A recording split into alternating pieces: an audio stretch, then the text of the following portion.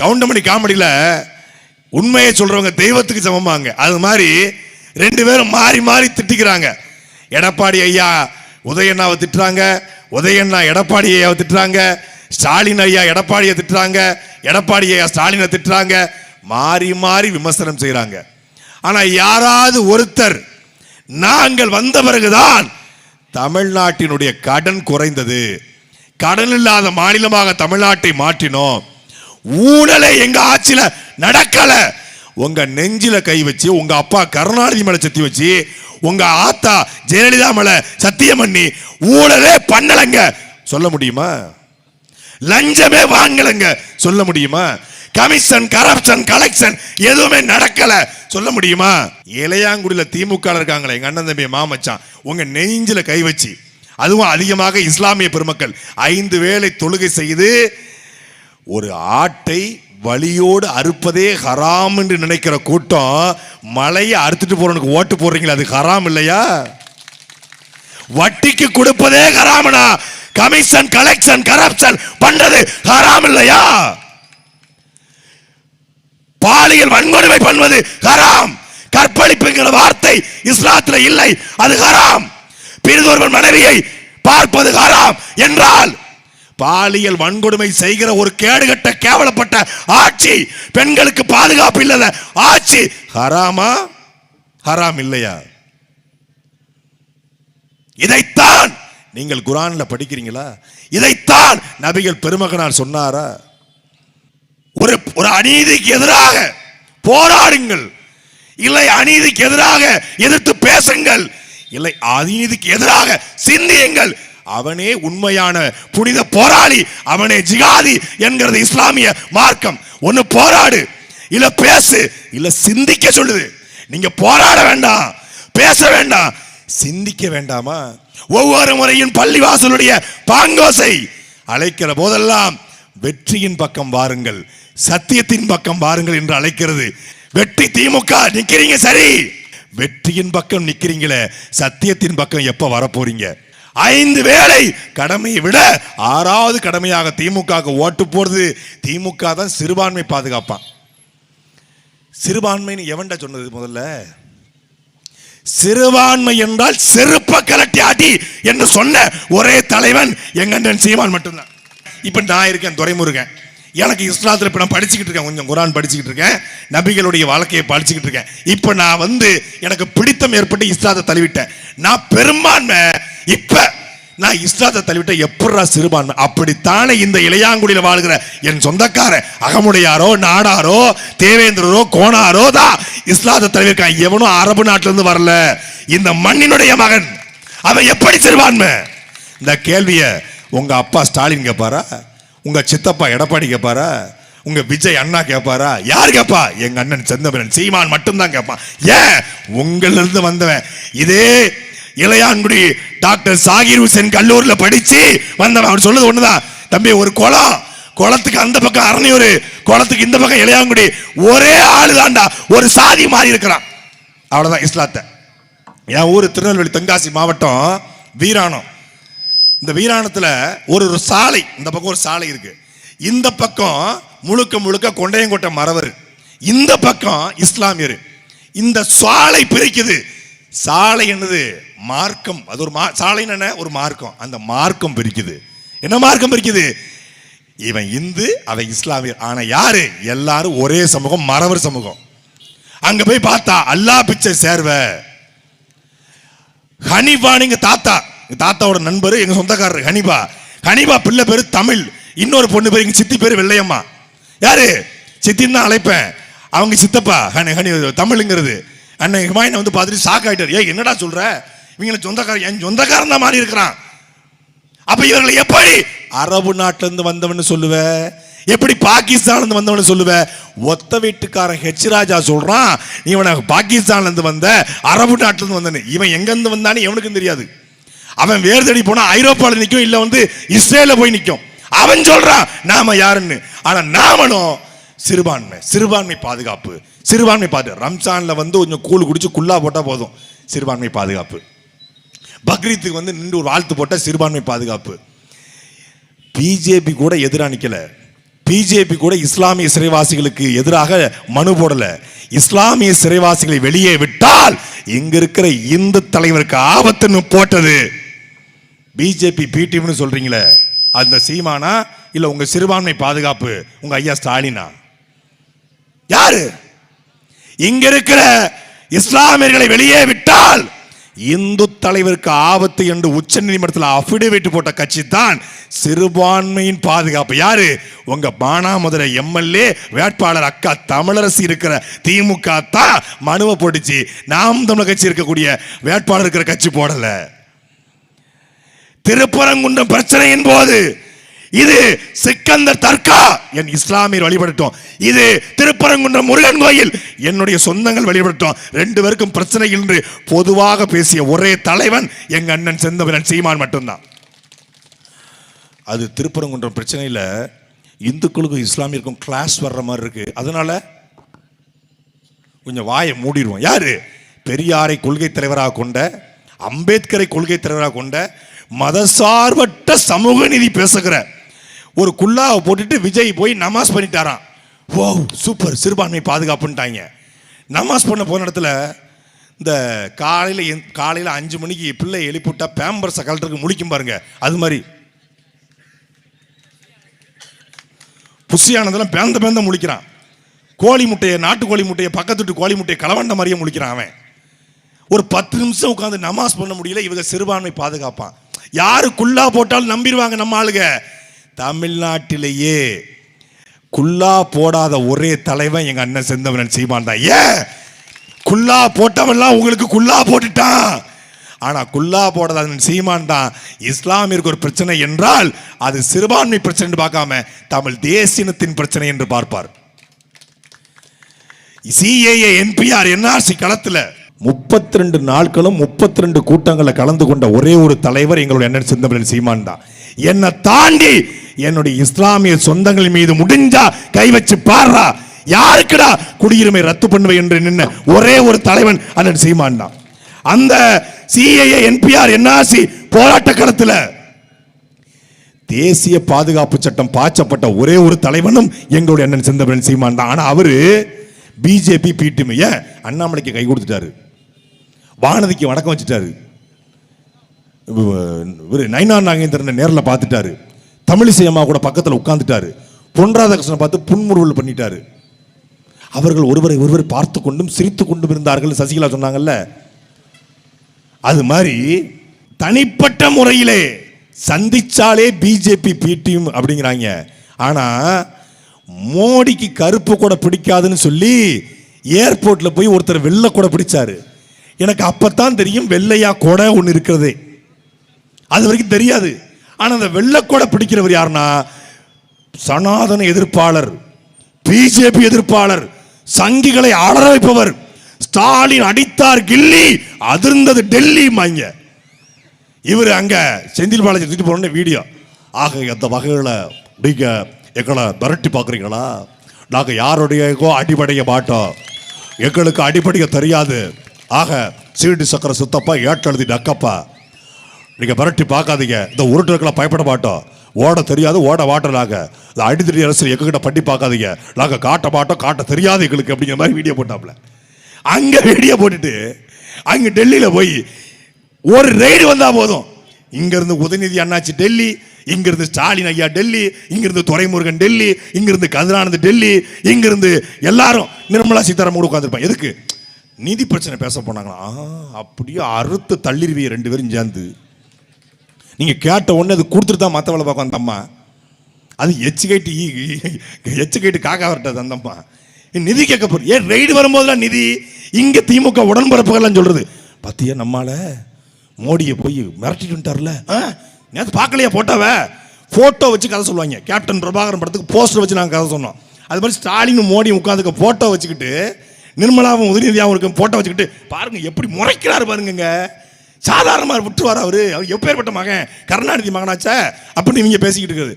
இந்த வடிவேல் ஒரு படத்துல கடன் வாங்கியிருப்பாப்ல, கடன் வாங்கின உன்னை எதிர்த்து பேசுனா கழுத்தறுத்து கடல்ல போட்டுன்னு தெரியும் என் தெய்வமே, என் கடவுளே, செருப்பாலேயே அடிப்ப. அது மாதிரி அங்க பார்த்தா அண்ணன் கழுத்தறுத்து கடல்ல போடுவோன்னு பேசிட்டு இருக்காரா அப்படி மாதிரி இவங்க இதே மாதிரி இங்க பேசிக்கிறது. அங்க போயிட்டு செந்தில் பாலாஜிக்கு ரைடு விட்ட மாதிரி என் மருமகன் சபரீசருக்கு மட்டும் ரைடு விட்ட உன் காலில் விழுந்துருவேன் என் தெய்வமே, என் கடவுளே, என் மோடியை என் தெய்வமே பேசுறது. அங்க இங்க இவங்க திமுக உடன்பரப்புகள்லாம் செந்தில் பாலாஜி விட்ட மாதிரி சபரீஸ் கோடி கடனை வாங்கி வச்சுட்டு இப்போ ஸ்டாலின் தொடரட்டும் தமிழ்நாடு மலரட்டும் 10 லட்சம் கோடி கடன் வச்சுக்கிட்டு எங்கிட்டு மலரும்? அடிப்படை பிரச்சனை வந்த உடனே மாமா ஒருத்தர் வந்து புகாரை கொடுக்குறாப்புல, பெட்டிஷனை யார்கிட்ட கொடுத்துருக்கணும்? தமிழரசி அக்காட்ட கொடுத்துருக்கணும். பெட்டிஷனை யார்கிட்ட கொடுத்துருக்கணும்? பெரிய கருப்பன்ட்ட கொடுத்துருக்கணும், இல்ல அவர் தம்பி சின்ன கருப்பன்ட்டியாவது கொடுத்துருக்கணும். அதை கொடுக்கல. ஏன் எங்க கூட கொடுக்குறாங்க? அவங்க தீர்க்க மாட்டாங்க, சீமான் தம்பிகள் தீர்ப்பார்கள் என்று கொடுக்குறாங்க. மாறி மாறி வாக்கு போட்டு இந்த தொகுதியில, அதுவும் இளையான்குடியில, நீங்க இளையான்குடியில மல்டிபிள் காம்ப்ளெக்ஸ் வேணும், இளையான்குடிக்கு வந்து விஆர் மால் பீனிக்ஸ் மால் வேணும், இளையான்குடிக்கு வந்து ஏர்போர்ட் வேணும், இளையான்குடிக்கு வந்து எங்களுக்கு சோக்ஸ் கப்பல் விடக்கூடிய துறைமுகம் வேணும்னு கேட்டோம். இளையான்குடிக்கு ஒரு குப்பை கடன் கொடுக்குறா, கூறுகட்ட குக்கரு குப்பை கிடங்கு கேட்டிருக்கேன். ரொம்பலாம் கோரிக்கை இல்லை. இளையான்குடிக்கு பறக்கும் மேம்பாலம் கொடுங்க, இளையான்குடிக்கு நவீன தொழிற்சாலை கொடுங்க, இளையான்குடிக்கு எங்களுக்கு சொகுசாக இருக்கிறதுக்கு ஒரு பார்க் வசதி கொடுங்க, அதெல்லாம் இல்லை. ஒரு குப்பையை மறுசுழற்சி செய்யக்கூடிய, குப்பையை எரித்து மறுசுழற்சியுடைய குப்பையை கொட்டி மேடா மாத்தாத நாத்தம் பொறுக்க முடியல, துர்நாற்றம் வீசுது, நோய் நொடி வருது, இளையான்குடியவே குப்பை குடியா மாத்தி வச்சிருக்கீங்களா என்று கேட்டு ஒரு மனு. அடிப்படை தேவை கல்வி, அடிப்படை தேவை மருத்துவம், அடிப்படை தேவை தூய குடிநீர். இந்த மூன்றும் தான் ஒரு அரசு செய்ய வேண்டியது. தனி மனிதன் துரைமுருகன் ஃப்ரிட்ஜ் வாங்கிக்கலாம், தனி மனிதன் அன்வர், தனி மனிதன் பாட்ஷா, தனி மனிதன் முகமது அவன் போய் காரைக்குடியிலையோ இல்லை இங்க பக்கத்தில் இருக்கக்கூடிய ஊர்லயே போயிட்டு பரமக்குடியிலேயே போயிட்டு ஒரு ஃப்ரிட்ஜ், ஒரு வாஷிங் மிஷின், ஏசி எல்லாம் வாங்கிக்கலாம். ஆனா தனி மனிதன் நினைச்சா பள்ளிக்கூடத்தை கட்ட முடியாது, தனி மனிதன் நினைச்சா மருத்துவமனை கட்ட முடியாது, தனி மனிதன் நினைச்சா தண்ணீரை எல்லாருக்கும் கொடுக்க முடியாது. வர்ற வழியில ஒரு பைக்குக்கு பின்னாடி ஒரு 2 ராடை வச்சு பொருத்தி ஒரு 5 குடம் உட்கார்ற மாதிரி வச்சு தண்ணி பிடிச்சு போயிட்டு இருக்காங்க. ஸ்டாலின் தொடரட்டும் தமிழ்நாடு விடியட்டும் தண்ணி. ஆஹா சூப்பரா இருக்கு. எப்படி? நாங்கள் கொடுக்கிற வாக்குறுதி 2000 தருவோம், 2500 தருவோம், 8000 டோக்கன் தருவோம், கருணை தொகை தருவோம்,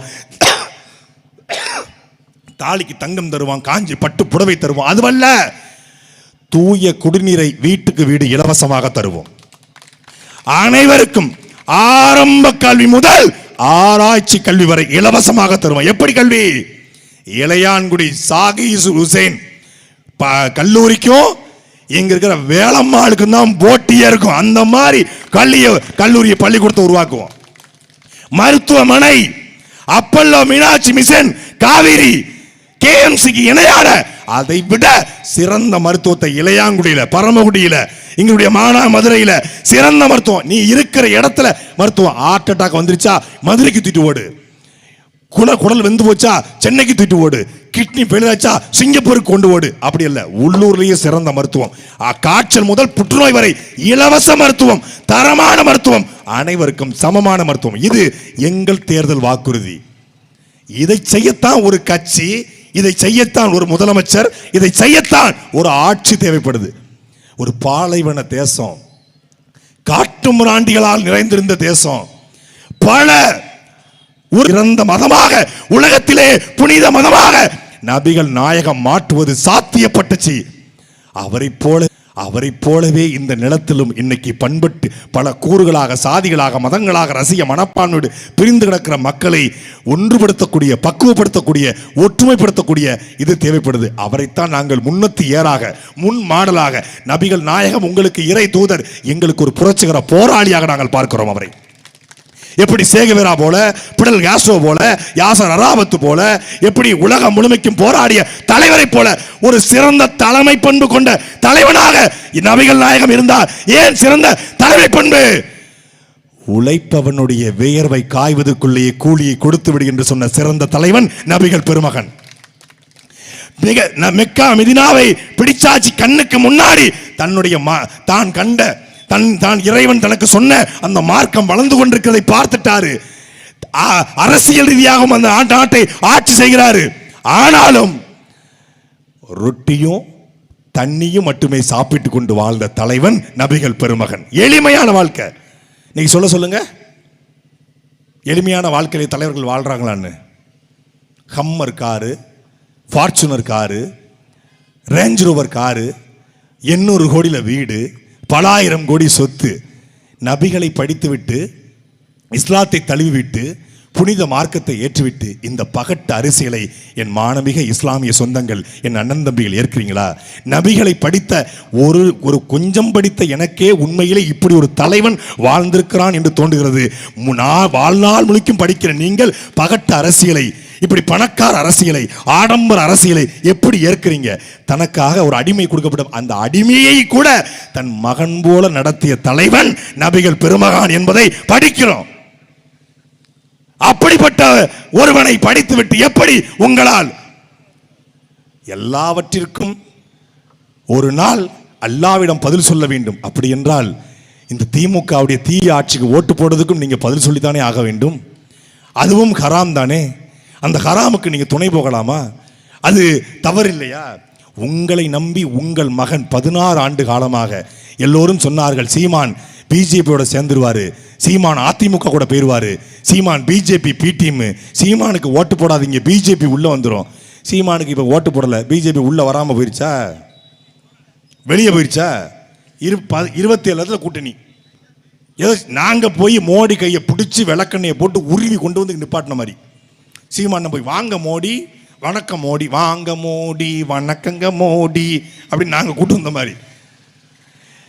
அவன் இந்து முன்னணி என்று வந்து நின்றால் வீரத்தமிழர் முன்னணி என்று நிற்கிற கூட்டம் நாங்க.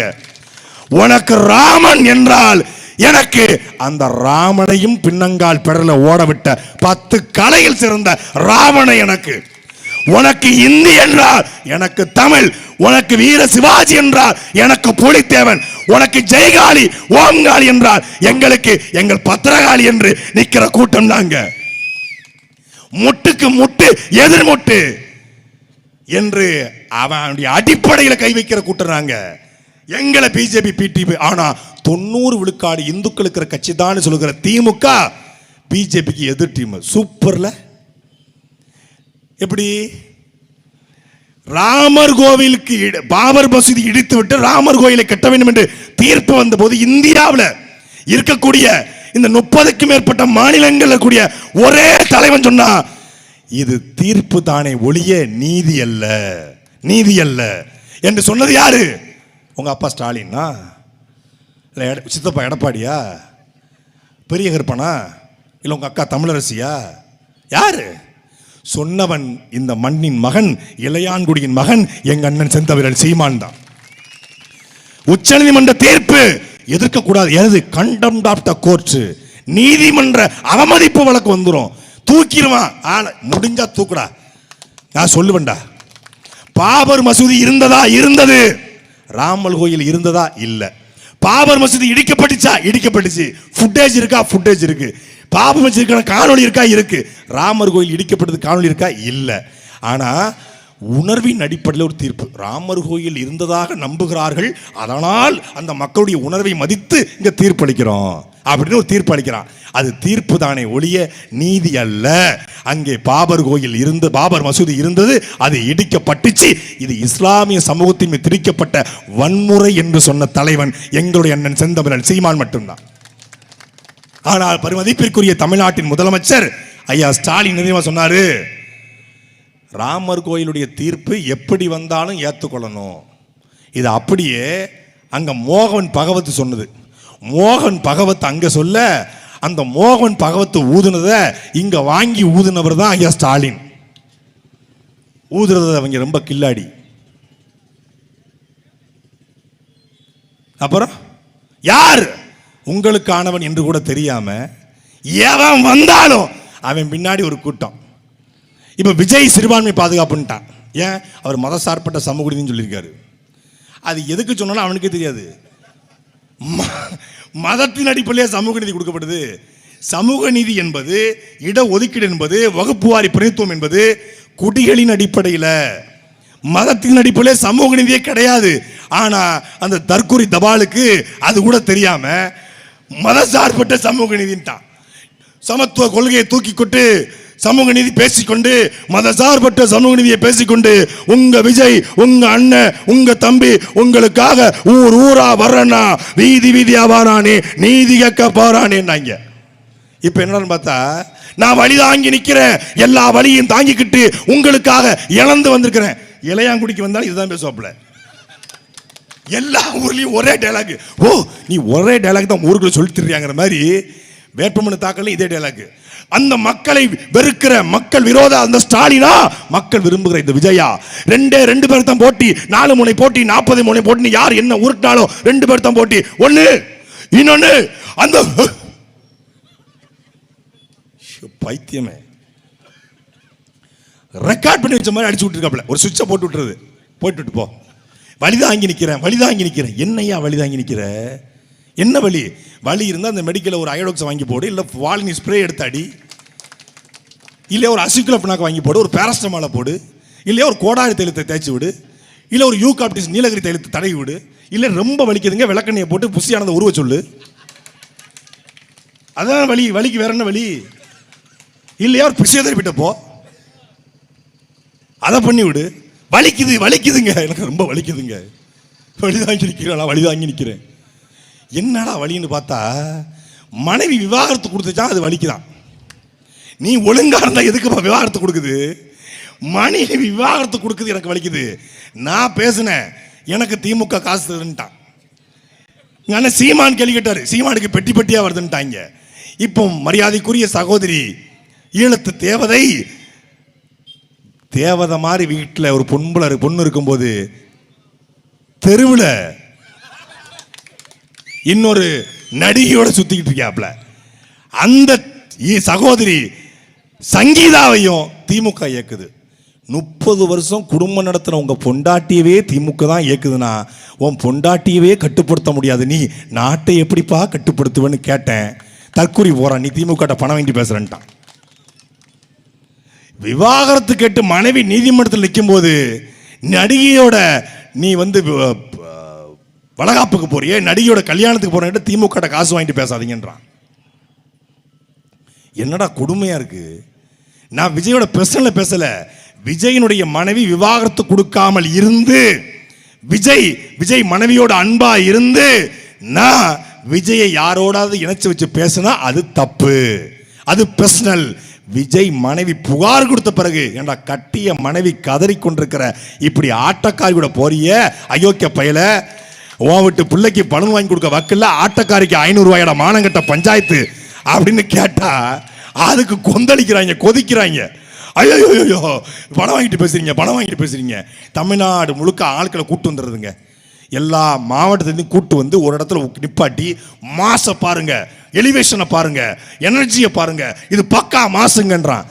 தமிழ்நாட்டு அரசியல்ல ஒரு மாலை வேளையில் இந்த இளையான்குடியில் கோட்டரும் கோழி பிரியாணியும் கொடுக்காம, காசு கொடுக்காம இப்படி ஒரு கூட்டத்தை யாராலையாவது கூட்ட முடியுமா? சாமானியமா வரமாட்டாங்க வெளியே. எங்க ஆளுங்க சாமானியமா வரமாட்டாங்க. எவனோ பேசிட்டு இருக்கான் போப்பான்ட்டு போயிடுவான். தொழுகையை விட்டா தொழில் தொழுகை 2 தவிர எதுவும் கிடையாது. பார்க்க. ஆனால் எதுக்கு கூடி நிற்கிறாங்க? சீமானின் தம்பிகள் உண்மையை பேசுவார்கள், உறக்க பேசுவார்கள், உறுதியாக பேசுவார்கள், இறுதி வரை பேசுவார்கள் என்ற நம்பிக்கையோடு கூடியிருக்காங்க. வேற எதுக்கு? எல்லாத்தையும் நான் வைக்கிற கேள்வி ஒண்ணுதான். திமுக மாற்று அதிமுக, அதிமுக மாற்று திமுக, இந்த 2க்கு மாற்று விஜய் என்று சொல்றாங்க. விஜய்க்கு 40% இருக்கான். யாரு? அவரே சொல்லிக்கிறாப்புல. 40%. ஒரு காமெடி உண்டு, வடிவேல் காமெடி. வடிவேல் போய் சம்பளம் கேட்பாப்புல சத்யராஜ்கிட்ட. நான் ஒரு 15 வருஷமா அந்த தியேட்டரில் வேலை பார்த்துட்டு இருக்கேன், எனக்கு கொஞ்சம் சம்பளத்தை கொஞ்சம் அதிகப்படுத்தி கொடுங்க. ஆமாம், நீ கேட்கறது கோரிக்கை சரிதான், உட்காரும்பாப்புல. அது மாதிரி விஜயை உட்கார வச்சு, லவ் யூ டூ தம்பி. இப்படி அணில்களுக்கு மத்தியில் சில புலிகளும் இருக்கு. அங்கங்க இங்க ஸ்லீப்பர் செல்கள், ஸ்லீப்பர் பஸ்லயும் ஒரு ஸ்லீப்பர் செல் இருக்கு பாருங்க எங்களுக்கு. அப்போ இப்படி வச்சிருக்க, அதுல ஒரு 10% கழிச்சிரு. சரி, இப்போ எவ்வளவு இருக்கு? 30%. அஜித்தை பத்தி பேசி, அஜித் குடும்பத்தை பத்தி பேசி, அஜித்துடைய மகளை மனைவியை பத்தி பேசி வச்சிருக்கிற அஜித் ரசிகர் பூரா கொலவெறியில் இருக்கிறான். அதுல ஒரு 10% கழிச்சிரு. இப்போ எவ்வளவு இருக்கு? 20% இருக்கு. சூர்யா ஃபேன்ஸை திட்டி, சிவகார்த்திகேயன் ஃபேன்ஸை திட்டி, தனுஷ் ரசிகர்களை திட்டி, பிரதீப் ரங்கநாதன் ரசிகர்களை திட்டி வச்சிருக்கிற அதுல ஒரு 10% கழிச்சிரு. இப்போ எவ்வளவு இருக்கு? இப்போ அது ஒரு 5% கழிச்சிரு. இப்போ எவ்வளவு இருக்கு? இப்போ ஒரு 15% இருக்கு. கரூர் விவகாரத்தில் பழி போடுறாங்கன்னு சொல்லி தப்பு தப்பா பேசி நாம் தமிழரை பகைச்சி, அதிமுகவை பகைச்சி, திமுகவை பகைச்சி, ஊரையே பகைச்சி வச்சுக்கிற அதுல ஒரு 10% கழிச்சிரு. இப்போ எவ்வளவு இருக்கு? இப்போ 5% இருக்கு. அப்படியா? உன்னுடைய கொள்கை என்ன தெரியாது, அந்த 5% கழிச்சிரு, முடிஞ்சு கதை. கடைசியில் என்ன? எங்க அண்ணன் சொன்னார்ல, அவன் கொள்கை இல்லாத கூமுட்டை, அந்த கூமுட்டை தான் கிடைக்கும். சினிமாக்காரன் ஒருத்தன் சிஎம் கனவோடு வந்தான், அவனை திமுக அதிமுகவால வீழ்த்த முடியல. பிரபாகரன் பிள்ளைகளை அவனை ஓட ஓட விரட்டி அடித்தார்கள். களத்தில் இருந்து அப்படின்னு ஊதி அந்த ஊதிய அனுப்பினார்கள் என்று வரலாறு வரும். நாங்க 16 வருஷமா அந்த களத்தில் நிக்கிறோம்.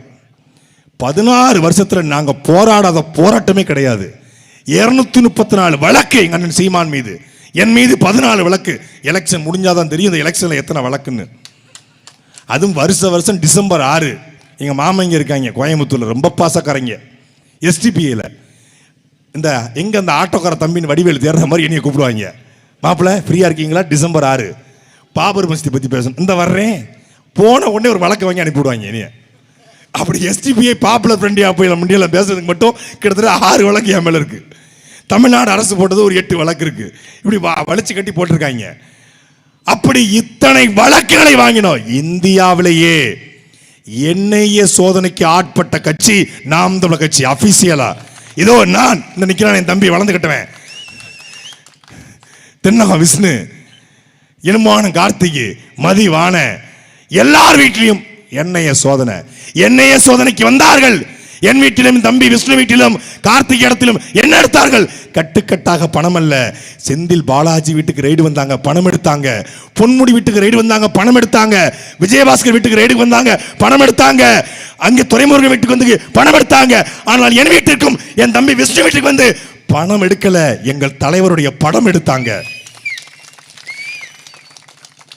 என்னைய ரெய்டின் போது ஒன்று உறுதியானது, என்ன? சீமான் பிள்ளைகள் எவங்கிட்டையும் கை நீட்டி காசு வாங்கினது இல்லை என்பது உறுதியானது. 5 பைசா உருட்டி போட்டான் என் வீட்டையே. என்னைய அதிகாரி உருட்டிட்டான் தலையில. கரப்பாம்பூச்சை கவுத்து போட்ட மாதிரி வீடை கவுத்துட்டான். பெட்டவை தூக்கி பார்த்து, கடுகு டப்பாவை மோந்து பார்த்து, அந்த பக்கம் பீரவை திறந்து பார்த்து, பாத்ரூமை இது பண்ணி எல்லாம் பார்த்தாங்க. பார்த்தா கோகுளம் சிட் ஃபண்டில் சீட்டு ஃபண்டு முத்தூட்டில் அடகு வச்சிருக்கு. என்னம்மா நீங்க இப்படி பண்ணிருக்கீங்க அப்படின்னு. வேற எப்படி பண்றது? எளிமையான பிள்ளைகள் நாங்கள். எங்களுடைய உழைக்கும் பணத்தில் மக்களுக்காக அரசு செய்ய வந்திருக்கோம் ஒழிய எவன் காசையும் நாங்கள் நம்பி வரல.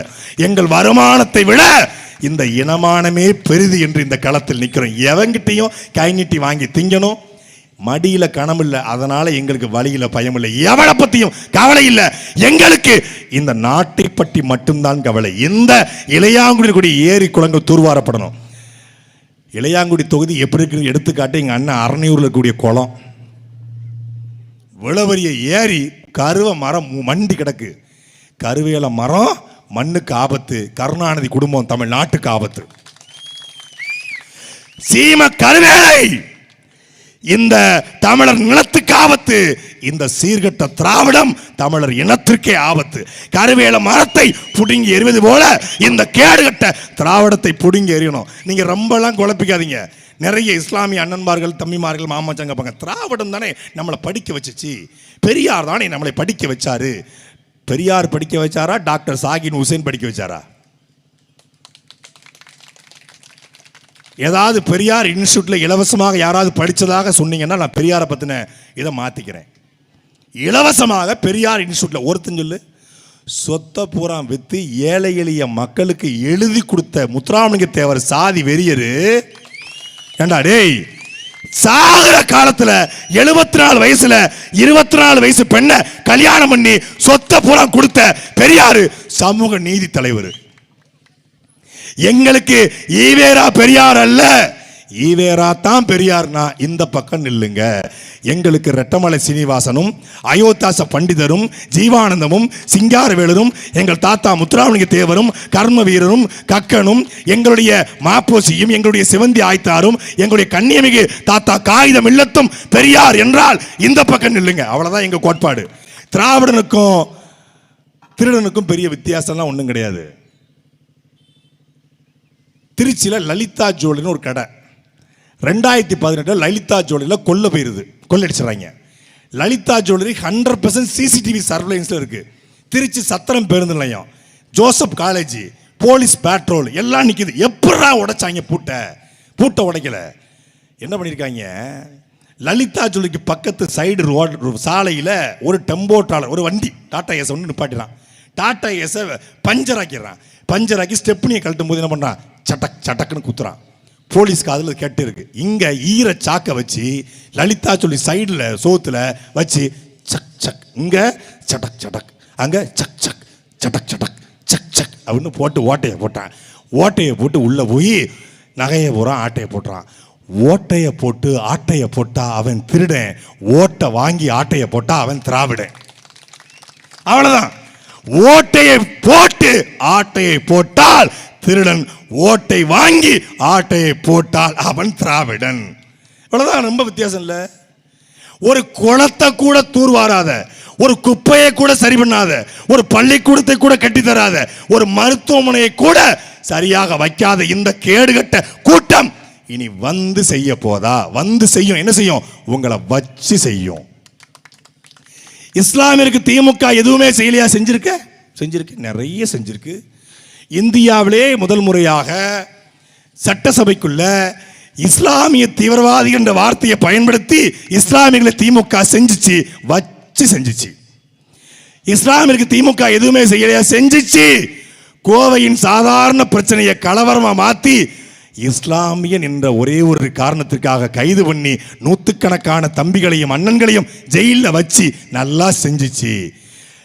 கோவை கலவரத்தில் கைது செய்யப்பட்ட ரிஸ்வான சிறைக்குள்ளே வச்சு கொன்னு அவனை செஞ்சிச்சு, நல்லா வச்சு செஞ்சிச்சு. வேற என்ன செஞ்சிச்சு? வேற என்ன பண்ணுச்சு? ஏதாவது ஒன்று, ஒரு பாதுகாப்பு. மகாவீர் ஜெயந்திக்கு சேலத்தில் மாட்டுக்கறி விற்க தடை, ஆட்டுக்கறி விற்க தடை. வட மாநிலங்களை கூட இதுக்கு இருக்குமான்னு தெரியல. ஆனால் இவன் சேலத்தை இவன் பதறான். எங்கேயோ நெறிகட்டினா எங்கேயோ வலிக்குன்னு சொல்லுவாங்கல்ல, அது மாதிரி மகாவீர் ஜெயந்திக்கு இவன் லீவ் விட்டுக்கிட்டு இருக்கான், காந்தி ஜெயந்திக்கு லீவ் விட்டுக்கிட்டு இருக்கான். கறிக்கடைக்கு நான் என்ன உணவு சாப்பிடணும், நான் என்ன உடைய உடுத்தணும், நான் என்ன மொழியை பேசணும், நான் தானே முடிவு பண்ணுவேன். வேற எவனும் முடிவு பண்ணக்கூடாது. என் உடை, என் உணவு, என் மொழி, அது நான் தீர்மானிப்பேன் என்று ஐயா ஸ்டாலின் பேசுவாரா? எங்க அண்ணன் செந்தமிழன் சீமான் பேசுவார். ஆனால் அவர் பாஜக பிடிஎம், பாஜக எப்படியும் சீமான் போயிடுவார் அப்படின்னு பல பேர் இன்னும் நம்பிக்கிட்டு இருக்கான். பெரியாரை எதிர்த்துட்டாரு. பெரியாரை தேவையில்லாமல் எதிர்த்தாங்க. பெரியாரை தேவையில்லாமல் எதுக்கல, பெரியார் தேவையில்லை என்பதால் எதிர்த்தோம். அவ்வளோதான். எங்களுக்கு தேவையில்லை. எங்களுக்கு அதை விட பெரிய முன்னோர்கள் இருக்காங்க, அதை விட கொடுத்து சிவந்த கரங்களுக்கு சொந்தக்காரங்க இருக்காங்க, அதை விட அறிவாளிகள் இருக்காங்க. தமிழ் சமூகத்தில் 3 பேர் தான் கொண்டாடுவான். ஒருத்தன் யார் வீரனாக இருந்தானோ அவனை கொண்டாடுவான், யார் அறிவாளியாக இருக்கணும் அவனை கொண்டாடுவான், யார் கொடுத்து சிவந்த கரங்களுக்கு சொந்தக்காரங்களும் அவனை கொண்டாடுவான். இந்த 3 இருந்தால் தெய்வமாக மாற்றி கொண்டாடுவான். இந்த 3 இல்லை என்றால் கொன்று புதைப்பான். இப்போ இந்த 3மே இல்லாமல், வீரமும் இல்லாமல், அறிவும் இல்லாமல், கொடைப்பண்பும் இல்லாமல் ஒருத்தன் தலைவனாக வர்றான். யாரு அவன்? தான் ஜெய்காளி ஓம்காளி, அந்த விஜய் ஒரு ஓடுகாளி. அவர் சொன்னாரு ஓம் சக்தி பராசக்தி, திமுக ஒரு தீய சக்தியா.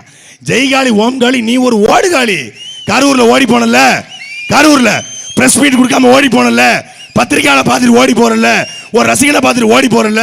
54 பேரை கொண்டிருக்காங்க. 54 பேர், 41 பேர் கரூர்ல, 7 பேர் அங்க விக்கிரவாண்டியில, 3 பேர் மதுரையில, தஞ்சாவூர்ல ஒருத்தன் நேத்து திருநெல்வேலிக்கு போயிருக்கான். 16 ஆக்சிடென்ட் 5 பேர் ஹாஸ்பிட்டல் அட்மிட். இவன் வெளியே வந்தாலே ராட்சசன் படத்து ஒரு வண்டி வரும், டிங் டங் டங் டிங் டங் டிங் அப்படின்னு. அந்த வண்டியை பார்த்த மாதிரி இருக்கு. யமன் எருமாட்டில் வருவான்னு கேள்விப்பட்டிருக்கேன். இப்போ தான் யமன் எல்லோ கலர் பஸ்ஸில் வர்றேன். உங்க விஜய் உயிரென வரணும், உங்க விஜய் உயிரை எடுக்க வரனான்னு பாடலாம். அவரை நம்பிய ஒரு கூட்டம் போது அவருடைய கொள்கையை இதுவரைக்கும் அறிவிக்கல. தமிழ்நாட்டிலேயே பிரஸ் மீட் கொடுக்காத ஒரு தலைவன். நான் கூட சொன்னேன், யோ நீ பிரஸ் மீட் கொடுக்கண்டா, என்கிட்ட ஒரு ஒரு 1/2 மணி நேரம் வாயா சாட்டிலன்னு. எதுக்கு நான் தூக்கு போட்டு சாக வந்துட்டாங்க. நான் பெருந்தன்மையோடு சொன்னேங்க, ஜனநாயகன் படத்தை சிபிஎஃப்சி முடக்கிருச்சு, இது முடக்கிருச்சு, எது தணிக்கைத்துறை முடக்கிருச்சு ஜனநாயகன் படத்தை அப்படின்னாங்க. தணிக்கைத்துறை ஜனநாயகன் முடக்கிருச்சு. உயர்நீதிமன்றம் போனாலும் உச்சநீதிமன்றம் போனாலும் ஜனநாயகன் வராது. விஜய் ரசிகம் போகிற சாட்டையை தான் ஃபுல்லாக பார்த்துக்கிட்டு இருக்கான். எனக்கு ஒன்றும் பெரிய மனசுலாம், எனக்கு ஒன்றும் பெரிய கல் மனசு கிடையாது, இறக்க மனசு கொண்டு வந்தால் உங்கள் மேலே தனிப்பட்ட முறையில் பேரன்பு இருக்குது. நானும் உங்கள் படங்கள்லாம் பார்த்துருக்கேன். அதனால் நான் என்ன பண்ணுறேன், சாட்டையில் தான் உங்கள் ஃபாலோவர்ஸ் பூரா இருக்கான், உங்கள் ரசிகம் பூரா இருக்கான். அதனால் நான் சாட்டையிலே ஜனநாயகன் ரிலீஸ் பண்ணுறேன்னு சொன்னால் கேட்க மாட்டேன்ட்டாங்க. நான் ரொம்ப டிரான்ஸ்பரண்டாக சொன்னேன், ஐயோ என்னையா ரிலீஸ் ஆகலை, நஷ்டம் ஏற்பட போகுது, நான் ரிலீஸ் பண்ணி தரேன்றேன். கேட்க மாட்டானே. நான் காசே வேண்டாம்ட்டேன், வர்ற ரெவன்யூ உனக்கு அப்படியே தர்றேங்க கேட்க மாட்டாப்புல. பொழைக்க தெரியாத பிள்ளை. அழகாக ரிலீஸ் பண்ணியிருக்கலாம். இதுக்குள்ள பிஜேபி முடக்குது, திமுக முடக்குது, படத்தை முடக்குது. அதுக்கு நீதி கேட்டு வந்திருக்கிறேன். மக்களுக்கு நீதி கட்ட வரல, நாங்கள் வழி தாங்கி நிற்கிறோம். என்ன வழி? எங்களுடைய மலைகள் வெட்டிட்டு போகிறாங்கிற வழியை தாங்கி நிற்கிறோம். எங்களுடைய ஆத்து மணல் கொள்ளை போகுதேங்கிற வழி தாங்கி நிற்கிறோம். என் மொழி செத்து போச்சுங்கிற வழி தாங்கி நிற்கிறோம். என் மீனவன் சுட்டு கொல்லப்படுறாங்கிற வழி தாங்கி நிற்கிறோம். ஈழத்தில் இனப்படுகொலை நடக்குதுங்கிற வழி தாங்கி நிற்கிறோம். நீங்க என்ன வழி தாங்கி நிற்கிறீங்க? மனைவியினுடைய விவாகரத்து வழி, ஜனநாயகன் தடையின் வழி, எஸ்ஓபி போட்டு திமுக முடக்க பார்க்குதுங்கிற வழி, கரூர்ல பழி போட்டாங்க வழி. இதுக்காக நீதி கட்டு சார் வந்திருக்காப்ல. 2500 ரூபாய் கொடுக்க வந்திருக்காப்புல. ஒவ்வொரு பெண்ணுக்கும் 2500. நான் வந்தா மருத்துவம் தருவேன், கல்வி தருவேன், தண்ணி தருவேன், விவசாயம் செழிக்க செய்வேன், ஏரி குளத்தை தூர்வாருவேன், நான் வந்தா மலைகளை பாதுகாப்பேன், மரத்தை பாதுகாப்பேன். அது இல்லை. சீமான் ஆடு மாடு மேய்க்க சொல்றாரு, மரங்களை கட்டி பிடிக்கிறாரு. சீமான் மலைகளுக்கு மாநாடு போறாரு. ஆடு மாட்டுக்கு ஓட்டு இருக்கா, ஆடு மாடுக்கு வாக்கு இருக்கா, ஆடு மாட்டுக்கு மாநாடுங்கிறான். ஆட்டு மாட்டுக்கு ஓட்டு இருக்கான்னு கேட்குற ஆட்கள் தான் பிரியாணியில் லெக் பீஸ் அடிக்கிட்டு இருக்கான். ஆடு மாடுக்கு ஓட்டு இருக்கா, மாடுகளின் மாநாடா, நல்ல சப்பையா கொடுங்க. சப்பைய செவுத்துல கன்னத்துல கொடுக்கவா? சப்பை நல்ல குடல் கொடுங்க, குந்தாணி கொடுங்க, கால் குழம்பு கொடுங்க, நல்ல லிவர் கொடுங்க. ஆட்டோட அந்த 30 பேர் அது இல்லை, இது 2 இருக்குமே, மாங்காய், ஆட்டோட மாங்காய் கொடுங்க. ஏன் மாங்காய் வளர்க்கணும்? ஆடு மாங்காய் கொடுங்க. என் பொண்டாட்டிக்கு ரத்தம் கம்மியா இருக்கு, சூரட்டி கொடுங்க. கடற்கையில் போய் நல்ல பக்காவா ஒரு சுக்கா கொடுங்க, எலும்பு கறி தனியாக கொடுங்க. சளி பிடிச்சிச்சு கொஞ்சம் நெஞ்சு சூப்பு வைக்கணும், நெஞ்செலும்பு கொடுங்க. எப்படி வரும்? ஆடு மாடு வளர்த்தா தானே வரும். மாட்டுக்கறி சாப்பிடணும், ஆட்டுக்கறி சாப்பிடணும், கோழிக்கறி சாப்பிடணும். ஆனா வளர்ப்பது அவமானம். அது அவமானம் இல்லை, மிகப்பெரிய வருமானம். டாஸ்மாக்ல பிராண்டி, விஸ்கி, ரம்மு, ஜின்னு, ஒயின் விற்கலாம். இஸ்லாம் அதை ஹராம்னு சொல்லுது. ஆனா ஆடு மாடு சாப்பிடுவதை ஹராம்னு சொல்லல. ஆடு மாடை கொடுமையாக கொல்வதுதான் ஹராமை ஒழிய வளர்த்து வெட்டுவது ஹராம் அல்ல. அதைத்தான் நாங்க சொல்றோம். இஸ்லாத்துல சொல்லியிருப்பது போலவே, நபிகள் பெருமகன் சொல்லியிருப்பது போலவே, வளர்த்து அதில் வைத்து வருமானத்தை பெருக்கி அந்த வருமானத்தை வைத்து தன்மானமிக்க ஒரு அரசை கட்டமைப்பேன் என்று அண்ணன் சீமான் சொல்றாரு. இது என்ன பட்டுக்குச்சு? 3 லட்சம் கோடி. தமிழ்நாட்டின் ஒரு நாள் பால் தேவை 2 கோடி லிட்டர். 25 லட்சம் லிட்டர் மட்டும்தான் ஆவின் பூர்த்தி பண்ணுது. மீதி யார் பூர்த்தி பண்ணுவா? ஆந்திராலேருந்து வருது, கர்நாடகாலேருந்து வருது. ஒரு தனி முதலாளி, மரியாதைக்குரிய மதுரையினுடைய அமைச்சர் மூர்த்தி 2000 மணமாடு வச்சிருக்காரு. திருச்சியினுடைய அமைச்சர் அண்ணன் KN நேரு 600 நாட்டு மாடு வச்சிருக்காரு. அமைச்சர் வைக்கலாம், ஒரு அரசு வைக்க கூடாதா? அமைச்சர் ஆடு மாடு மேய்க்கலாம், ஒரு அரசு மேய்க்க கூடாதா? அரசு ஆட்டு பண்ணை, மாட்டு பண்ணை, அந்த மாட்டு பண்ணையிலிருந்து மாட்டு பால், மாட்டு பாலிலிருந்து பன்னீர், பட்டரு, அதிலிருந்து வெண்ணெய், நெய், மோர், தயிர், அதிலிருந்து பால்கோவா. இது உள்ளூர் தேவை, வெளி மாநில தேவை, வெளிநாட்டு தேவை. இதை ஏற்றுமதி பண்ண என்ன தப்பு? இங்கிருந்து வந்து இளையாங்குடி புரோட்டா நல்லா இருக்கும், இளையாங்குடி இனிப்பு போண்டா செமையா இருக்கும், இளையாங்குடி இனிப்பு போண்டா சென்னைக்கு ஏற்றுமதி ஆகுது. என்ன வருமானம்? அதைத்தான் நாங்க சொல்றோம். ஒரு தனி முதலாளி போண்டா வைக்கலாம், ஒரு அரசு பால் பண்ண வைக்க கூடாதா? இங்கிருந்து போகுது பஸ்ல, நானே ஆர்டர் பண்ணி சாப்பிட்டுருக்கேன். மதுரை மல்லி ஃபேமஸ். அந்த மல்லிக்கு பக்கத்தில் வாசனை திரைவே தொழிற்சாலை, செண்டு ஃபேக்டரி இருக்கா?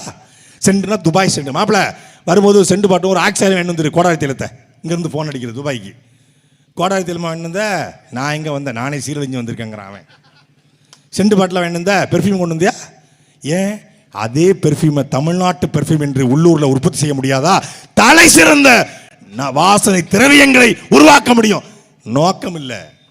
அரசு சாராய ஆளை வச்சு டாஸ்மாக வைக்குது. ஒன்னே ஒன்று தாங்க பண்ணுது அரசு, வேற எதுவுமே பண்ணல. இங்க பஸ்ஸை பாருங்க, சிடிசி டிராவல்ஸ், பிடிசி டிராவல்ஸ் எப்படி இருக்கு பாருங்க. தனியார் முதலாளி ஒரு சொகுசு பேருந்தை அழகாக ஓட்டும் போது அரசு ஓட்ட முடியாதா? எங்களுடைய அரசு பேருந்து என்பது ரதிமீனாவுக்கு, கேபிஎனுக்கு, ஏபிடிக்கு இணையான அரசு பேருந்து எங்கள் தேர்தல் வாக்குறுதி. ஓசி பஸ் அல்ல, ஏசி பஸ் எங்கள் தேர்தல் வாக்குறுதி. எல்லாம் இலவச ஏசி பேருந்து, 100 ரூபா டிக்கெட்டு வாங்கிட்டு போ. அதுக்கு தகுந்த மாதிரி அதுக்கு தகுந்த மாதிரி வேலை வாய்ப்பு, கல்விக்கேற்ற வேலை, வேலைக்கேற்ற சம்பளம், சம்பளத்தை கொண்டு தன்மானமிக்க வாழ்வு என்பது எங்களுடைய தேர்தல் வாக்குறுதி. எவனையும் இலவசத்துக்கு கையேந்து விட மாட்டோம். தனி மனிதன், நானோ எங்க அண்ணன் ஹிமாயனோ தம்பி விஷ்ணுவோ, தனி மனிதன் உங்ககிட்ட கையேந்தினா அது பிச்சை. ஒரு நாடே கையேந்தினா அது எப்படி இலவசம் என்கிற கேள்வியை எங்களுடைய அண்ணன் செந்தமிழன் சீமான் இந்த நிலத்தில் எழுப்பியிருக்கிறார். இலவசத்தை ஒழிப்போம், என் தேசத்தை நாசமாக்கிய ஒரே சொல் இலவசம் என்கிற குன்றக்குடி அடிகளாருடைய வார்த்தைக்கு நாங்க தமிழர் என்ற ஒரு இனம் உண்டு, தனித்தே அவருக்கு ஒரு குணம் உண்டு, வீரமும் மானமும் அவருக்கு உயிரென்று, அமிழ்தம் அவரது மொழியாம், அன்பே அவரது வழியாம் என்று பாடிய நாமக்கல் கவிஞர் ராமலிங்கம் பிள்ளை அடுத்த 4 வரி பாடுகிறார். மானம் காக்க உயிர் விடுவான், மற்றவளுக்காக துயர் விடுவான், தானம் வாங்கிட கோசிடுவான், தருவது மேலென பேசிடுவான். தானம் வாங்கிட கோசிடுவான்னு ஒரு இனத்தை சொல்லியிருக்காரு. அந்த இனம் தான் இலவச மிக்சி தருவியா, கிரைண்டர் தருவியா, வாஷிங் மிஷின் தருவியா என்று கையேந்திர நிலைமைக்கு இந்த கட்சிகள் தள்ளிருச்சு. இதற்கு மாற்றாக வந்துருவேன்னு சொல்ற மரியாதைக்குரிய சகோதரர் விஜயும் நான் 2500 ரூபாய் தருவேங்கிறாரு. 2500 என்றால் தமிழ்நாட்டில் 3 கோடி பெண்கள், 3 கோடி பெண்கள் என்றால் ஒரு ஆண்டு, ஒரு மாசத்திற்கு 7500 கோடி, ஒரு மாதம் 7500 கோடி என்றால் வருடம் 90,000 கோடி. 90,000 கோடி என்றால் 5 ஆண்டுகளுக்கு 4 லட்சம் கோடி. எப்படி தருவீங்க? எதை வச்சு தருவீங்க? லாட்டரி சீட்டு விற்பீங்களா, பிளாக் டிக்கெட் விற்பீங்களா? எப்படி தருவீங்க? எப்படி கடனை அடைப்பீங்க? நல்லா இருப்போம், எல்லாரும் நல்லா இருப்போம். நம்ம ஆட்சி வந்தால் எல்லாருமே நல்லா இருப்போம். திருமலை படத்தில் ஜோதிகா ஒன்று டைலாக், அது அங்கேருந்து சுட்டு வந்திருக்காப்புல. எல்லாமே காப்பி.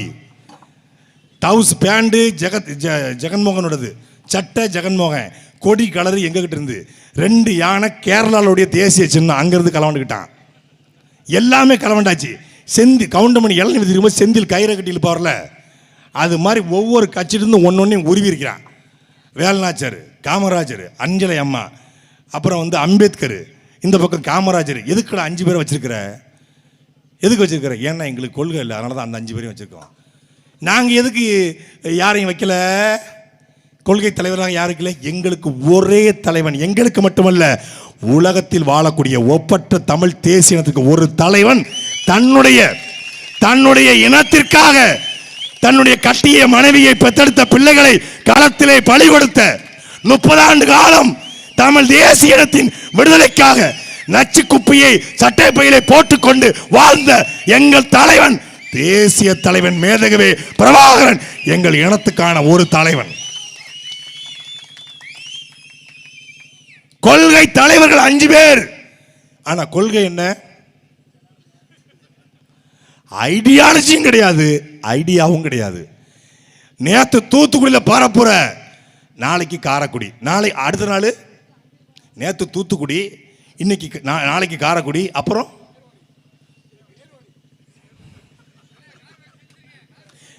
நல்ல டயலாக் இது, நீ மிஸ் பண்ணிட்ட. நேத்து தூத்துக்குடி, நாளைக்கு காரைக்குடி, விஜய் ஒரு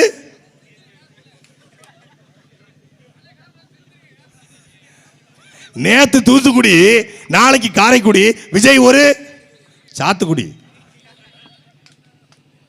கொடுமை. 6 மணிக்கு மேலே ஆட்டோ ஓடாதுங்கிற மாதிரி 15 நிமிஷம் பேசுறது, அதுலேயும் 10 நிமிஷங்கிறது பார்க்குறது. 15 நிமிஷம். நெஞ்சில் குடியிருக்கும் நண்பா நண்பீஸ் தோழா தொலிஸ் நண்பா. ஓகே, அது என்னப்பா நண்பீஸு, நண்பீஸு சாக் பீஸுன்னுக்கிட்டு நண்பீஸ்னு ஒரு வார்த்தையை ஒரு கட்சி தலைவர் பேசுகிறார். ஐயா ஸ்டாலின் பேசினார்னா தலைவர் கலைஞருடைய உடன்பிறப்புகளேன்னு பேசுவார். ஐயா எடப்பாடி பழனிசாமினா எம்ஜிஆருடைய சொந்தங்களேன்னு பேசுவார். எங்கள் அண்ணன் எங்களுடைய தாய் தமிழ் உறவுகளேன்னு பேசுவார். இவர் ஒரு வார்த்தை நெஞ்சில் குடியிருக்கும். நெஞ்சில் குடியிருக்கவா? உன் வீட்டுக்குள்ளே குடியிருக்கவே உன் முண்டாட்டுக்கு இடம் இல்லை. ஏண்டா வீட்டுக்குள்ளேயே மனைவி குடியிருக்க முடியல, இதில் நெஞ்சில் இவர்.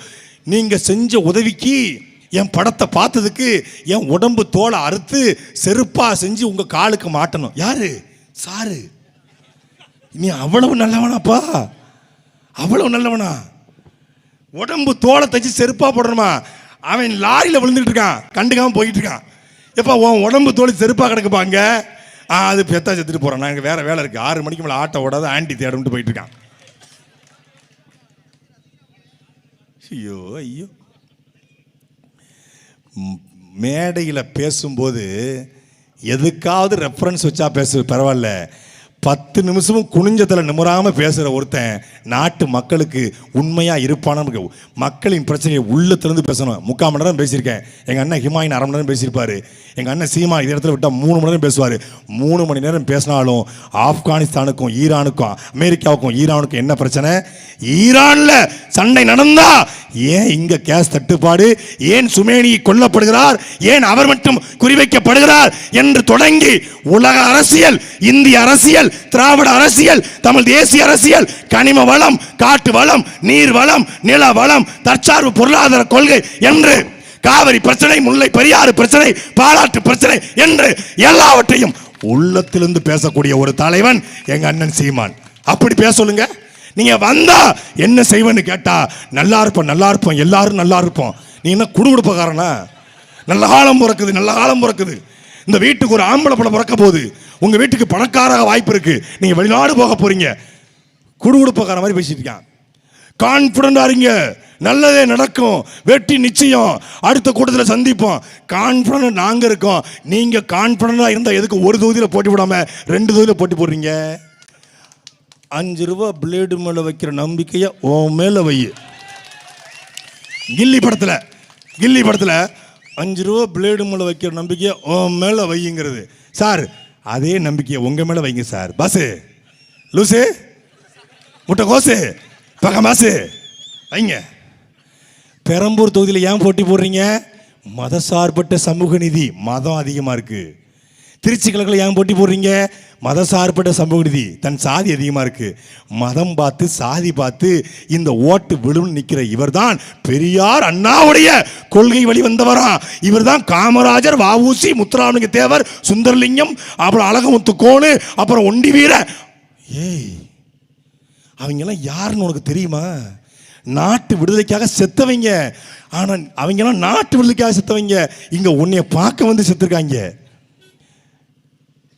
வஉசி தன் சொத்தை பூரா வித்து நாட்டு மக்களுக்காக கப்பலை கட்டி கப்பலை ஓட்டினார் என்று கோவை சிறையில் மாடு கூட இழுக்கிற திணறுகிற செக்கை இழுத்ததால் செக்கெழுத்த செம்மல் கப்பலோட்டிய தமிழன் என்று அறியப்பட்டார். இழந்த வஉசியை விட இழந்துட்டீங்களா சகோதரா? இழந்தேன்னு சொல்றீங்களே, வழிதாங்கி நிக்கிறேன்னு சொல்றீங்களே, எல்லாத்தையும் விட்டுட்டு வந்துட்டேன்னு சொல்றீங்களே. சேதுபதி மன்னனுடைய அமைச்சரவையில் கீழக்கரையிலே பிறந்து தன்னுடைய மக்கள் பசியாலும் பட்டினியாலும் கஷ்டப்படும் போது தன் மனைவியின் நகை, வைரம், பணம் எல்லாத்தையும் வித்து, நெல்ல கூட வித்து அதை மக்களுக்கு கஞ்சி காய்ச்சி ஊத்தினாரு எங்கள் தாத்தன் வள்ளல் சீதக்காதி. செத்தம் கொடுத்தானே சீதக்காதி, அந்த சீதக்காதியை விடவாடா. நீ நல்லது பண்ணிட்ட, நீ வழிதாங்கி நிக்கிற. மிகப்பெரிய சேதுபதி மன்னனுடைய அமைச்சரவையில் மிகப்பெரிய ஜமீன்தார் குடும்பத்திலே பிறந்து வில்லுவண்டியிலே போய் மைனர் செயினை போட்டுக்கொண்டு பட்டு வேட்டி பட்டுச்சட்டை கட்டக்கூடிய குடும்பத்திலே பிறந்தாலும் முருக பக்தனாக மக்களின் மீது கொண்ட பக்தனாக தன் சொத்துக்களை எல்லாம் 17 பாகமாக போட்டு தாழ்த்தப்பட்ட ஒடுக்கப்பட்ட பிற்படுத்தப்பட்ட மக்களுக்கு எழுதி கொடுத்துவிட்டு வெள்ளைக்காரன் இந்த நிலத்துக்கு வந்து குற்றப்பரம்பரை சட்டத்தை போடும்போது கைரேகை சட்டத்தை போடும்போது கைரேகை வைக்காத கட்ட விரல வெட்டி வீசுடா என்று அறிவித்து 9 ஆண்டுகள் மதுரை சிறையிலும் திருச்சி சிறையிலும் மத்திய பிரதேசம் தாமோ சிறையிலும் இருந்தாரே. சாதி வாத்து போ சாதிய எண்ணம் கொண்டவன் சாமியை கூட கும்பிட தகுதியற்றவன் சாதிய எண்ணம் கொண்டவன் அரசியலுக்கு வந்தால் நாடு நாசமாய் போய்விடும். மலர் மாலைகளுக்கு நம்முடைய தோலை கொடுப்பது போல தூக்கு கயிற்றுக்கு எவன் கொடுக்கிறானோ அவனே உண்மையான வீரன் என்று அறிவித்த எங்கள் தாத்தா தெய்வ திருமகனார் முத்துராமலிங்க தேவரை விடவா நீங்க இழந்துட்டீங்க.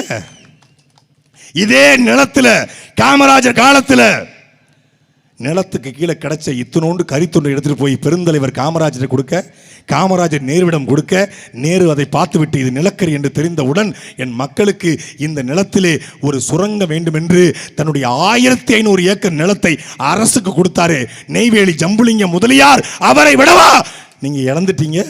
அவரை விடவா நீங்க தியாகம் பண்ணிட்டீங்க. அவரை விடவாடா நீங்க நல்லது பண்ணிட்டீங்க. இதே நிலத்துல திருக்குறள் 10 பரிபாடல் சங்க இலக்கியங்களை இன்றைக்கு நூலகங்களில் நாம் படிக்கிறோம் என்றால் இதே ராமநாதபுரம் பாலவனத்தத்திலே பிறந்து 3 சங்கம் வச்ச பாண்டிய மன்னனை தெரியும். 4ஆம் தமிழ் சங்கத்தை கட்டிய வள்ளல் பாண்டித்துரை தேவர். அவரை விடவா நீங்க நல்லது பண்ணிட்டீங்க, தியாகம் பண்ணிட்டீங்க. என்ன பண்ணிட்டீங்க நீங்க? பட்டினப்பாக்கம் வீட்டை பள்ளிக்கூடத்துக்கு கொடுத்த மாதிரியும் பனையூர் வீட்டை மருத்துவமனைக்கு எழுதி கொடுத்த மாதிரியும் நான் எல்லாத்தையும் விட்டு வந்திருக்கேன். ஆமாம், போய் இதில் படுக்க போகிறாப்புல நடபாதையில் எல்லாத்தையும் இழந்துட்டாப்புல. போகும்போது நடபாதையில் தான் படுக்கிறப்பாப்புல சொற்றை மூடிட்டு காலில் எழுந்திரிச்சு வாட்டர் பாக்கெட்டில் வச்சு மூஞ்சை கழுவிட்டு அப்படி சைக்கிளில் கிளம்பி வந்து பிரச்சாரம் பண்ணிட்டு இருக்காரு. 80 ஆண்டு கால பொது வாழ்க்கைக்கு சொந்தக்காரன் கட்சி கொடுத்த 1 கோடி பணத்தை கட்சிக்கே திருப்பி கொடுத்து தகைசால் தமிழர் என்று தமிழ்நாடு அரசு கொடுத்த பணத்தை 10,05,000 போட்டு கொரோனா நிதியா கொடுத்து 80 ஆண்டு கால பொது வாழ்க்கையில தன் சாதி என்ன சாதி என்று வெளியே சொல்லாத ஒரு தலைவன் எங்கள் தாத்தா நல்லகண்ணுவை விடவா நீங்க நல்லது பண்ணிட்டீங்க. அவரை விடவா நீங்க தியாகம் பண்ணிட்டீங்க. என்ன பண்ணிட்டு வர்றீங்க? எதுக்கு வர்றீங்க அரசியலுக்கு? உதயநிதி ஸ்டாலினுக்கும் உங்களுக்கும் சண்டை. ரெட் ஜெயந்த் மூவிஸ் உங்க படத்தை இயக்கல, தயாரிக்கல. ரெட் ஜெயந்த் மூவிஸ்ல உதயநிதி ஸ்டாலின் கூட நடித்த ஒரு நடிகை உங்களை விட உதயநிதி ஸ்டாலின் தான் செல்வாக்கு இருக்கு, உங்களை விட அவருக்கு அதிகாரம் இருக்குன்னு சொல்லிட்டாங்க. என்கிட்ட இல்லாத அவன்கிட்ட என்ன இருக்கு? இந்தா வர்றேன். இந்தியன் படத்தில் செந்தில் இருப்பார்ல, அவன் தாங்க விஜய். மனிஷா கொய்ரலா கமலஹாசனை காதலிச்சிரும். இவர் ஆர்ஐ, அவர் ஆர்டிஓ, இவர் பியூனு, இவர் உயரதிகாரி. ஆக்சுவலாக உயரதிகாரி, அவர் ஆர்டிஓ லைசன்ஸ், அவர் ஆர்டிஓ, இவன் ஆர்டிஓ, அவர் வந்து லைசன்ஸ் வைக்கிற புரோக்கர். என்கிட்ட இல்லாத அவர்கிட்ட இருக்கு. நான் நல்லா நடிக்கிறேன், 69 படம் நடிச்சிருக்கேன், உதயநிதி 4 படம் தான் நடிச்சிருக்காப்புல அப்படின்னு உடனே கிளம்பிருச்சு. உடனே வீட்டை விட்டு கிளம்பிருச்சு. இதான் நடந்துச்சு. இது உண்மை. இதை மறுக்க சொல்லு, இதை மறுக்க சொல்லு. போட்டியே உதயநிதிக்கும் அவருக்கும் தான். சும்மா ஸ்டாலினுக்கும் எனக்கும் போட்டி, அதான் சும்மா. ஸ்டாலினுக்கும் அவருக்கும் போட்டினா போய் குளத்தூர்ல போட்டி போட வேண்டியதானே. உதயநிதிக்கு அவருக்கும் போட்டு சேப்பாக்கத்தை போட வேண்டியதானே. எனக்கும் ஸ்டாலினுக்கும் தான் போட்டி. குளத்தூர்ல போய் போட்டி போடு, ஏத்து நில்லு, தோத்து காட்டு. எங்களுக்கு ரெண்டுமே சந்தோஷம் தான். நில்லுங்க. நான் இங்கே தான் நிற்பேன். ஏன் சாதி ஓட்டு, இங்கே தான் நிற்பேன், மதம் ஓட்டு. ஆனால் பெரியார் அம்பேத்கர் என் கொள்கை தலைவர். வீக வகுப்பாளரை வச்சுட்டு பேசுகிறவங்கள நாங்கள் இந்த நாட்டுக்கு வீகத்தை வகுத்து கொடுக்குறவங்க. நாங்கள் அடுத்தவன் மூளையை நம்பி நிற்கல, எங்கள் மூளையை நம்பி நிற்கிறோம், எங்கள் காலை நம்பி நிற்கிறோம். அப்படித்தான் 106 வேட்பாளர்களை அதிமுக திமுக விஜய் கடன் வாங்கி போட்டிருக்காரு. ஆனால் நாங்கள் இந்த மண்ணின் பிள்ளைகளை, படித்தவர்களை, பண்பாளர்களை, நல்ல நெல்மணியை ஒரு விவசாயி பொறுக்கி எடுப்பது போல எங்கள் அண்ணன் சீமான் நல்ல தமிழர்களை தேர்ந்தெடுத்து இந்த களத்தில் நிறுத்துகிறார். மானாமதுரை தொகுதி என்பது அண்ணன் சீமானுடைய சொந்த தொகுதி. ஒருவேளை அது தனித்தொகுதியாக இல்லாமல் இருந்திருந்தால் அண்ணன் சீமான் மானாமதுரையில் தான் போட்டி போட்டிருப்பாரு. ஆனால் தனி தொகுதிக்கான எங்கள் உறவுகளுக்கான பிரதிநிதித்துவத்தை கொடுக்க வேண்டியது அரசியலமைப்புடைய கடமை. அந்த அடிப்படையில் இந்த மண்ணில் மகள் இந்த மண்ணையும் மக்களையும் தன் உயிராக நேசித்து இந்த களத்தில் நிற்கக்கூடிய எங்களுடைய அக்கா சண்முக பிரியா அவர்களை படித்த பிள்ளையை களத்தில் இறக்கி இருக்கிறோம். நான் ஒரே ஒரு கேள்விதான், உங்களுக்கு அரசு பள்ளிக்கூடத்தில் படிக்கணுமா? அக்கா சண்முக பிரியாவுக்கு ஓட்டு போடுங்க. உங்க பிள்ளைகள் தனியார் பள்ளிக்கூடத்தில் படிக்கணுமா? அக்கா தமிழரசிக்கு ஓட்டு போடுங்க. உங்க பிள்ளைகள் மருத்துவம் இலவசமா கிடைக்கணுமா? அக்கா சண்முக பிரியாவுக்கு ஓட்டு போடுங்க. மருத்துவம் நீங்க அப்பனோட மீனாட்சி மிஷன்ல பார்க்கணுமா? நீங்க அக்கா தமிழரசிக்கு ஓட்டு போடுங்க. உங்களுக்கு தூய்மையான குடிநீர் வேணுமா இலவசமா? அக்கா சண்முக பிரியாவுக்கு ஓட்டு போடுங்க. இல்ல நான் காசு கொடுத்து அக்வாஃபினா குன்லே ஆண்டவர் பேண்டவர் தான் குடிப்பேன்னா நீங்க தமிழரசி அக்காவுக்கு ஓட்டு போடுங்க. உங்களுடைய மலைகள் உடைச்சிட்டு போகணுமா? நீங்க தமிழரசிக்கு ஓட்டு போடுங்க. உங்க மலைகள் பாதுகாக்கப்படணுமா? அக்கா தமிழரசிக்கு ஓட்டு போடுங்க. அக்கா சண்முக பிரியாவுக்கு ஓட்டு போடுங்க. உங்களுடைய ஆற்று வளம் திருடப்படணுமா? நீங்கள் அக்கா தமிழரசிக்கு ஓட்டு போடுங்க. உங்கள் ஆறுகள் பாதுகாக்கப்படணுமா? நீங்கள் அக்கா சண்முக பிரியாவுக்கு ஓட்டு போடுங்க. உங்களுடைய குளங்கள் தூர்வாரப்படணுமா? அக்கா சண்முக பிரியாவுக்கு ஓட்டு போடுங்க. உங்கள் குளம் தூந்து போகணுமா? கருவேல மரம் முளைச்சி நாசமா போகணுமா? நீங்கள் மாறி சாதாரணமா தாராளமா நீங்க தமிழரசிக்கு ஓட்டு போடுங்க. உங்க இளையாங்குடியில குப்பை மேடு இன்னும் பெரிய மலை மாறி வரணுமா? நீங்க தமிழரசிக்கு ஓட்டு போடுங்க. குப்பை இல்லாத இளையாங்குடி உருவாகணுமா? நீங்கள் அக்கா சண்முக பிரியாவுக்கு ஓட்டு போடுங்க. வீட்டுக்கு வீடு தூய்மையான அருமையான குடிநீர் கிடைக்க வேண்டுமென்றால் இல்லைன்னா அங்க அவ்வளவுதான். பெரியார் தாங்க அங்கிட்டு போங்க. பெரியார் இல்லைங்க, எங்களுக்கு ரெட்டமலையும் அயத்தோச பண்டிதரும் எங்களுக்கு ஜீவாவும் சிங்கார வேலரும் எல்லாரும் எங்களை பெரியார் படிக்க வச்சார். அந்த பக்கம் ஓட்டு. எங்களை கல்வி கண்டிருந்த எங்கள் தாத்தன் கிங் மேக்கர் காமராஜர் படிக்க வச்சார் என்றால் இந்த பக்கம் ஓட்டு. அவ்வளவுதான். திராவிடம் என்றால் அந்த பக்கம், தமிழ் தேசியம் என்றால் இந்த பக்கம் என்பதை இளையாங்குடியில் வாழ்கிற மான தமிழர்கள் அண்ணன் சீமானுடைய சொந்த உறவுகள் நீங்கள் புரிந்து கொண்டு வருகிற ஏப்ரல் 23 நடக்க இருக்கிற இந்த சட்டமன்ற தேர்தலில் இளையான்குடியில் தான் நாம் மகிழ்ச்சி அதிக வாக்களை பெற்றது என்கிற வரலாற்றை பதிவு செய்வதற்காக ஒரு முறை உழைக்கும் மக்களின் சின்னமாக இருக்கக்கூடிய ஏர் சுமக்கும் உழவன் சின்னத்திலே விவசாயி சின்னத்திலே நீங்கள் வாக்கை செலுத்துங்கள். ஒரு நாட்டிலே பொறியாளன் தோற்கலாம், மருத்துவர் தோற்கலாம், ஏன் விஞ்ஞானி கூட தோத்து போகலாம். ஆனால் உணவை தருகிற விவசாயி தோக்கக்கூடாது.